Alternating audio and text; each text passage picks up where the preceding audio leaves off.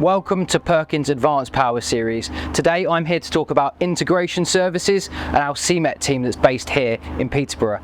So CMET stands for Customer Machine Engineering Team, and they're a team that are responsible for doing these types of installation for our customers. Whether it's an engine, whether it's a hybrid solution with a battery, or a complete EV solution with only a battery. But we have the experts here to help our customers through that journey in the energy transition. So we have the ability to take a machine, we look at the design requirements of that machine, we can change the architecture, ready to bring in the new solution.